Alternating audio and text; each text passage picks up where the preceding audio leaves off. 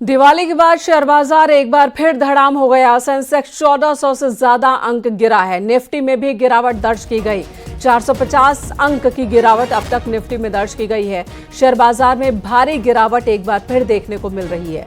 दिवाली पर बाजार थोड़ा संभला था, लेकिन दिवाली के बाद एक बार फिर शेयर में गिरावट देखने को मिल रही है।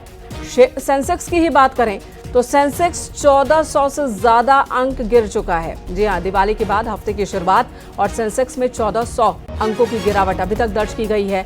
सोमवार की सुबह एक बार फिर शेयर बाजार के लिए अच्छी नहीं कही जा सकती। निफ्टी की बात की जाए तो इसमें भी 450 अंकों की गिरावट दर्ज की गई है।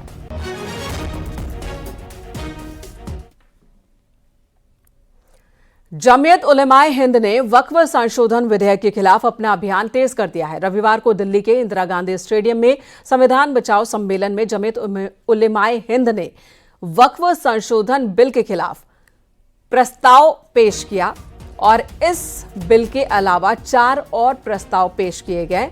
अपने प्रस्ताव में जमीयत उलेमाए हिंद ने कहा कि सरकार इस प्रस्तावित बिल को वापस ले। मुसलमान को वक्फ संशोधन बिल मंजूर नहीं। इस दौरान जमीयत उलेमाए हिंद के मौलाना मदनी ने केंद्र सरकार पर कई गंभीर आरोप लगाए। उन्होंने कहा कि सरकार 2 बैसाखियों पर चल रही है। एक तरफ चंद्रबाबू नायडू तो दूसरी तरफ बिहार के नीतीश कुमार हैं। उन्होंने कहा कि अगर वक्फ विधेयक मुसलमानों की भावनाओं को नजरअंदाज कर पारित किया गया तो इसकी जिम्मेदारी इन दोनों की भी होगी। अगर किसी वक्फ जमीन या मस्जिद या किसी भी चीज के कागजात वक्फ के नहीं आए, उसको वक्फ नहीं माना जाएगा। कौन 500 साल पुराने कागजात ला करके पेश कर देगा? कानून ये था कि जो मस्जिद बनी है, जो वक्फ पर बनती है, वो वक्फ है। आपको क्या दर्द है? क्या आप उस वक्फ को खत्म करते हैं? इसका मतलब है मुसलमानों की जमीन को हड़प करना चाहते हो, हराम खाना चाहते हो, इसलिए उन औकाफ को हड़प करना चाहते हो। हम इसको कबूल नहीं करते। आप 2 इलेक्शन पहले देखिए किस कुव्वत के साथ बीजेपी आई थी। आपने जिस पॉलिसी को इख्तियार किया, सेकुलरिज्म को आग लगानी चाहिए, उसका नतीजा इस इलेक्शन में क्या हुआ? बीजेपी हार गई।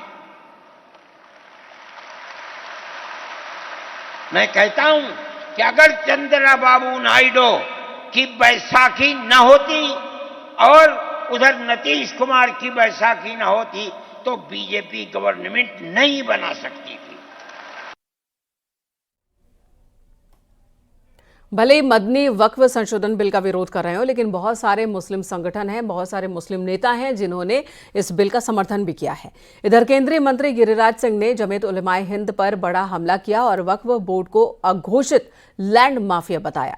गिरिराज सिंह ने आरोप लगाया कि कांग्रेस वक्फ बोर्ड के जरिए देश में गृह युद्ध कराने की साजिश कर रही है, लेकिन आने वाले वक्त में सब ठीक हो जाएगा। वक्फ बोर्ड अघोषित जमीन कब्जा करने का माफिया है, लैंड माफिया। बिहार के पटना के बगल में, फतुहा के बगल में एक गांव बरसों से हिंदू रह रहे हैं। ऐसे कई गांव हैं जिस पर वो दावा ठोक रहे हैं। हंसी तो तब आती है जब संसद को भी कह देते हैं कि ये वक्फ बोर्ड की जमीन है। मुझे पता नहीं कब कह दे कि संसद से लेके पूरा देश वक्फ बोर्ड के जमीन पर ही है। मुझे तो ताज्जुब होता है, वक्फ बोर्ड के बहाने कांग्रेस एक साजिश कर रहे हैं। AIMIM चीफ असदुद्दीन ओवैसी ने भी केंद्र सरकार पर आरोप लगाया। ओवैसी का कहना है कि वक्फ बिल में संशोधन के जरिए मुसलमानों की मस्जिद, जमीन को और दरगाह को केंद्र सरकार हासिल करना चाहती है।